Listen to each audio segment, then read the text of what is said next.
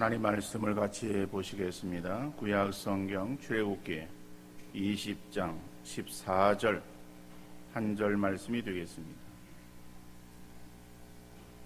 구약 성경 출애굽기 20장 14절 한 절 말씀 제가 읽어드리겠습니다. 간음하지 말라. 아멘. 점심시간도 가까우는데 우리 찬양되는 음식 중에 가장 먹음직스러운 것이 무엇입니까? 식성이 다 다른데 어떤 음식이 가장 먹음직스럽다라고 그렇게 말을 할 수 있겠는가 고민되어질 것입니다. 여러분, 그런데요, 어떤 종류의 음식이든 간에 음식은 그릇 안에 담겨 있을 때가 가장 구미를 당기는 거예요. 그릇 안에 담겨진 음식. 여러분, 이 그릇 안에, 빈 그릇 안에 거기다가 있는 나물 다 집어넣고, 그리고 고추장을 듬뿍 떠가지고 거기서 참기름을 뿌리고 소금을 뿌려가지고 그거를 비벼보세요. 그러면은 맛있는 비빔밥이 나오잖아요. 비빔밥이 얼마나 먹음직스럽겠어요. 그런데 비비다 보니까는요, 밥알이 밖으로 튀어나와. 야채가 밖으로 막 튀어나오는 거예요. 그래가지고 이 그릇 밖에, 바닥에 막 떨어져 있어가지고 널려 있어요. 그런데 그 밥을 한 쌀이 아주 경기미 최고의 경기미로 되어진 그러한 밥이다. 내지는 그러한 그 야채가 유기농이다. 아무리 그래도요, 그 그릇 밖에 떨어져 있는 밥알과 야채는 지저분하게 보이지 그것이 우리의 구미를 당기지는 않습니다. 다시 말하면은 있어야 될 자리에 있는 것이 가장 아름답고 귀한 거예요. 음식도 그릇 안에 담겨 있을 때 그것이 맛있는 우리의 구미를 돋구고, 그리고 또 우리에게 있어서 정말 참 먹음직스럽게 보여지는 그러한 음식이 되어지는 거예요. 사람도 하나님이라고 하는 그릇 안에 담겨 있을 때에 우리의 사람의 가치가 있는 거예요. 그리고 귀한 사람이 되어지는 것. 남녀의 사랑도 가정이라고 하는 그릇 안에 있을 때에 가장 아름답고 행복한 것입니다. 그래서 잠언 5장 15절 이하 18절 말씀 보니까는 너는 내 우물에서 물을 마시며 내 샘에서 흐르는 물을 마시라. 어찌하여 내 샘물을 집 밖으로 넘치게 하며 내 도랑물을 거리로 흘러가게 하겠느냐. 그 물이 내게만 있게 하고 타인과 더불어 그것을 나누지 말라. 내 샘으로 복되게 하라. 내가 젊어서 취한 아내를 즐거워하라. 라고 말씀하고 있습니다. 오늘의 세상은 너무 무질서하고 혼란스러워. 모든 것이 뒤섞여 있는 것 같아서 너무 어지러워요. 지난 주간에 제가 캄보디아를 다녀왔습니다. 거기에서 느끼는 것이, 운전을 한다는 것은 얼마나 위태로운가 라고 하는 생각을 해보았습니다. 오토바이를 운전을 많이 합니다. 근데 오토바이를 타는데 자기 마음대로 운전하는 것 같아요. 질서를 지키지 않는 거예요. 어린 아이들도 오토바이를 타기도 하는데 그 아이들이 제대로 원동기 면허를 가지고 운전하는가 하는 생각이 들 정도예요. 도로에 차선도 없습니다. 그러니까 알아서 가는 거예요. 자, 그런데 겉으로 드러난 그러한 어떤 교통 질서만 어지러운 것이 아니에요. 이 캄보디아의 가정은 일찍 결혼을 합니다. 그래서 아이를 일찍 낳아요. 그런데 어린 나이에 결혼을 해서 이제 생활하다 보니까는 또 어떤 일이 벌어지는가 하면 이혼하는 가정들이 많아요.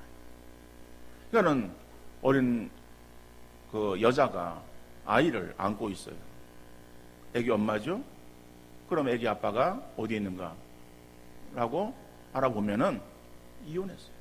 그래서 친정에 와 있어요. 그러니까 이런 일들이 비일비재합니다. 그러니까는 결혼했다가 그 다음에 이혼하고 또 재혼하고 그리고 또 이혼하고 또 결혼하고 두 번, 세 번 결혼하는 그러한 일들이 그들에게는 많은 그러한 일들이에요. 그러니까는 물론 본인들은 그렇지 않겠지만은 느끼기에는 쉽게 이혼을 하고 결혼을 하는 것처럼 그렇게 보여집니다. 근데 캄보디아에서 한국으로 입국을 합니다. 우리나라에 이제 내려서 차를 타고 이렇게 오다 보면은 우리나라는 차선을 잘 지키잖아요. 차선 안으로 운행하고 있는 그러한 우리나라의 이 도로 교통 상황을 보면서 교통 질서를 잘 지키는구나라고 하는 아주 흐뭇한 생각이 듭니다. 근데 우리나라도 겉으로 볼 때에는 질서가 있는 것 같이 보이지만은 내적으로는 우리 역시 가정에 많은 문제가 있는 것이 사실. 그래서 오늘의 시대에 제2 7계명인 간음하지 말라라고 하는 이 계명은 다시 한번 우리에게 경종을 울려주는 하나님의 말씀인 줄로 믿습니다. 자, 그러면은 간음하지 말라. 그럴 때 간음이라고 하는 것이 무엇인가?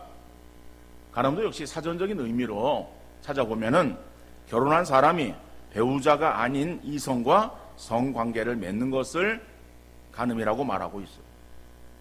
자, 이런 사전적인 근거에 의해서 사회법으로 처단받지 않았다라고 하는 그러한 그 상황에서 나는 이 7계명에 대해서 온전하다라고 그렇게 말할 수 있겠는가?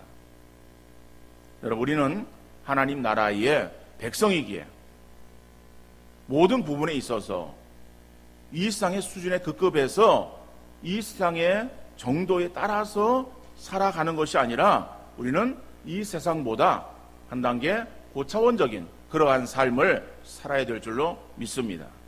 그래서 6계명을 우리가 생각해 보면서 살인하지 말라라고 하는 그러한 그 계명에 있어서도 살인이라고 하는 것이 무엇이냐? 살인은 이게 다른 사람의 생명을 해하는 거예요. 그러니까 그러한 다른 사람의 생명을 해하는 바로 그것이 살인이다라고 하는 사전적인 어떤 의미만 우리가 가지고 내가 살인하지 않았다라고 그렇게 생각해서는 안 되는 것이고, 우리는 우리에게 주어지는 그러한 규범이 있어요. 자, 그러한 그 하나님의 말씀에 우리가 부족함이 없는가? 나는 그러한 삶의 온전한 그러한 삶을 살고 있는가를 생각해 봐야 되는데, 이 살인하지 말라라고 하는 것도 성경에서는 사회법에서 말하고 있는 것보다 더 한 단계 고차원적인 그러한 측면에서 살인을 규정하고 있어요. 다른 사람의 마음에 상처를 입히는 그러한 일들도 살인이라고 그렇게 규정하고 있는 것을 우리가 살펴보았습니다. 오늘 본문의 말씀도 마찬가지예요. 자, 간음에 대해서도 우리 주님께서는 어떻게 말씀하고 계시는가? 마태복음 5장 27절 28절 말씀 보니까는 또 간음하지 말라 하였다는 것을 너희가 들었으나 나는 너희에게 이르노니 음욕을 품고 여자를 보는 자마다 마음에 이미 간음하였느니라 라고 말씀하고 있어요. 여러분, 간음에 대해서 이야기를 하면은 오늘이 어떠한 시대인데 구시대의 유물 같은 이러한 고리타분한 이야기를 하고 있느냐? 사실 지금 우리나라에서 이 간음 이 부분에 있어서도 이 죄가 성립되지 않아요. 이러한 사회예요. 그런데 그러면 우리가 사회를 따라가야 될 것이냐? 우리는 이 세상에 살아가지만은 그러나 하나님 나라의 백성이다라고 합니다. 그러면은 하나님 나라의 백성은 하나님 나라의 백성답게 이 땅 위에서 살아가야 되는 것이고, 우리가 기준 삼아야 될 것은 세상의 법이 아니라 하나님의 말씀을 따라가야 될 줄로 믿습니다. 그래서 산상수훈은 하나님의 백성들에게 주어지는 규범이에요. 이 산상수훈의 말씀은 세상 사람들에게 들이대고 너 왜 그렇게 하느냐라고 그렇게 따질 것이 아니라 그 말씀은 믿는 우리들에게 있어서 하나의 규범으로 삼고 내가 그 말씀대로 삶을 살아가고 있는가, 나를 돌아보는 잣대로 삼을 수 있기를 바랍니다. 자, 성경에서 보면은 간음이라고 하는 것도 사전적인 의미를 넘어서 여자를 보고 음욕을 품는 자마다 이미 간음했다라고 말하는 거예요. 이 말이 무슨 말인가? 그러면 이 말에 있어서 우리 굉장히 자유로운 사람이 한 사람도 없다. 아니, 여자를 보고 아름다운 여자를 아름답다라고 이렇게 말할 수 있지 않겠느냐. 아름다운 여자를 보고 아름답다라고 말할 수 없다라고 한다면은 그게 무슨 인간이 살아가는 세상의 모습이냐라고 반문할 수 있을지 모르겠어요. 여러분, 하나님께서 우리 인간들에게 아름다움을 보고 아름다움을 느낄 수 있는 감성을 주셨어요. 그러니까 그 감성은 하나님께서 우리에게 주신 거예요. 그러면은 그런 감성을 가지고 느끼는 거, 느낄 수 있어요. 여러분, 봄에 꽃이 피는 것을 보고 그 꽃을 보면서 아름답다라고 느끼는 거, 그것은 당연한 것입니다. 자연을 보고 아름다움을 느끼는 것은 당연한 인간의 심성이에요. 마찬가지로 여자를 보고 아름답다고 느끼는 것은 인간으로서는 이것은 당연한 일이에요. 자, 지금은 그런 팻말을 볼 수 없습니다만은 그 전에 이 꽃밭에 꼭 팻말이 있었어요. 그 팻말이 어떤 팻말인가 하면은 꽃을 꺾지 마세요라고 하는 팻말이 있었어요. 지금은 수준이 높아져 가지고 그러지 않아도 꽃을 꺾는 사람이 거의 없습니다. 아름다운 꽃을 바라보며 아름다움을 만끽하는 것은 되지만은, 그러나 아름다운 꽃에 취해서 그 꽃을 꺾는 행위는 삼가야 되는 거예요. 꽃을 꺾는다라고 하는 건 자기의 소유로 삼으려고 하는 거 아니에요? 그러니까 자기의 소유로 삼아서 그것을 나만 소유하려고 하는 그것은 잘못되었다. 이것은 많은 사람들에게 아름다움을 나타내 보여야 된다라고 하는 것이죠. 자, 마찬가지로 여자의 아름다움을 보고 아름답다고 느낄 수는 있지만은 그 여자를 나의 것으로 소유하려고 해서는 안 된다라고 하는 거예요. 아름다운 꽃을 나의 꽃으로 소유하려고 꺾어서 안 되듯이 자기 아내가 아닌 여자를 자기의 것으로 소유하려고 해서도 안 된다라고 하는 거예요. 그런데 음욕을 품는 것은 자기 소유로 삼으려고 욕심을 품는 거예요. 그래서 음욕을 품는 것은 이것은 이미 간음했다, 죄를 지었다라고 말하는 거죠. 자, 그런데 여러분, 사회에서는 어떤 결과적인 것만을 가지고 판단합니다. 결과적인 행위가 드러나면은 죄를 지은 것으로 판단하는 거예요. 그런데 그 행위가 이루어지지 않으면은 죄를 짓지 않았다라고 그렇게 판단하는 거예요. 그런데 성경은 그런 결과를 초래하는 생각을 품는 그 자체를 죄악이라고 말하고 있어요. 그러니까는 우리가 아름다움을 보고 아름답다라고 느끼는 것은 그것은 괜찮겠지만은, 그러나 그러한 것을 나의 것으로 삼으려고 하는 욕심이 들어가게 되어지는 것, 그 욕심이 결국 그러한 그 행위를 유발할 수 있기 때문에 그러한 그 욕심을 품는 그러한 것은 죄다, 이렇게 성경이 말씀하고 있는 것입니다. 그러니까는 아름다움을 보고 느끼는 것과 그것을 나의 것으로 정말 소유하려고 하는 어떤 욕심을 품는 그것은 구별되어야 되는 것이고, 그래서 우리가 우리의 어떠한 지켜야 될 선이 무엇인가라고 하는 것을 우리가 생각할 수가 있을 것입니다. 그렇다면은 두 번째로 간음죄를 어떻게 하면은 짓지 않을 수 있겠는가라고 하는 거예요. 물론 이 말씀에 있어서 우리 많은 그런 성도들이 이거 나와 관계없는 말씀인데라고 생각할 수 있을지 모르겠지만은, 그러나 우리가 한번 깊이 우리 자신들을 돌아볼 수 있기를 바랍니다. 자, 간음죄를 짓지 않으려면은 첫 번째로 서로에게 책임 감당해야 된다라고. 좀 책임지는 그러한 그 가정의 생활을 이루어 가야 된다라고 하는 말이죠. 여러분, 결혼식에는 결혼 서약이라고 하는 것이 있어요. 혼인 서약을 치룰 때에 그 혼인 서약은 증인 앞에서, 주례나 증인 앞에서 결혼을 맹세하고 약속하는 것을 말하는 거예요. 특별히 이것이 예배로 드리며 행하는 그러한 서약은 하나님 앞에서 행하는 맹세의 의미도 들어있기에 이것은 꼭 지켜야 되는 것이다. 여러분, 약속이라고 하는 것은 자기 기분에 따라서 기분 내키면은 지키고 기분 내키지 않으면은 안 지키는 것이 결코 아닙니다. 이제 다음 주 화요일이면은 대통령 선거가 있어요. 각 후보들마다 나름대로의 공약을 말합니다. 근데 많은 사람들이 그 공약에 대해서 의구심을 갖기도 해요. 자, 과연 저 사람이 대통령이 되면은 저 공약한 대로 다 지킬 것인가? 라고 하는 그런 의심을 갖습니다. 그런데 우리나라 사람들은 너무 쉽게 잊어버려요. 그래서 후보들도 대통령 후보든지 국회의원 후보든지 뭐 지자체 무슨 뭐 장애 후보든지 어떠한 사람이든지 되기 위해서 공약을 발표하는 거예요. 근데 공약을 그럴싸하게 이야기를 합니다. 그런데 되고 나면 어찌된 일인지 다 잊어버려요. 잊어버리고 그것을 하나도 안 지켜. 물론 하나도 안 지킨다는 말은 어폐가 있습니다만은 어떡하네 안 지키는 부분들이 많아요. 그런데 그것을 들은 그러한 그 국민들, 시민들도 동일해요. 다 잊어버려. 저 사람이 무슨 말 했는지를 생각을 안 해요. 그러니까는 이 사회가 그냥 그렇게 지나가는 거예요. 이야기를 하고 약속을 합니다. 그 약속을 지키지 않고 그냥 지나가는 거예요. 자기 한 말에 대해서 책임을 지지 않아요. 책임을 지지 않아도 누가 거기에 대해서 그렇게 책임 추궁을 하지 않습니다. 여러분, 그런데 성경에서는 이 약속에 대해서 아주 엄격하게 말씀하고 있습니다. 하나님께서 하나님의 백성들과 이 언약, 계약을 체결하는 거예요. 약속이에요. 그 약속에 대해서는 아브라함이 어떻게 말씀하셨습니까? 아브라함에게 있어서 동물을 쪼개서 그래서 그 쪼갠 그 사이로 지나가게 하는 거예요. 이거는 약속을 지키지 않으면은 이 동물이 죽임을 당한 것처럼 그렇게 죽는다라고 하는 아주 엄격한 그러한 그 말씀.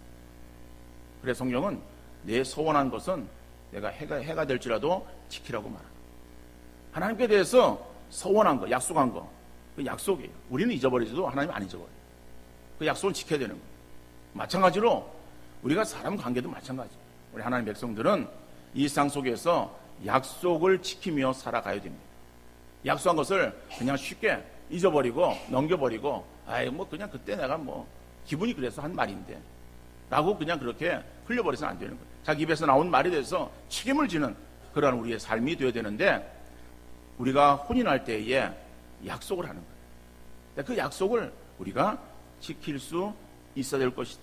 말라기 2장 14절 말씀 보니까는 너희는 이르기를 어찌 됨이니까 하는도다. 이는 너와 내가 어려서 맞이한 아내 사이에 여호와께서 증인이 되시기 때문이라.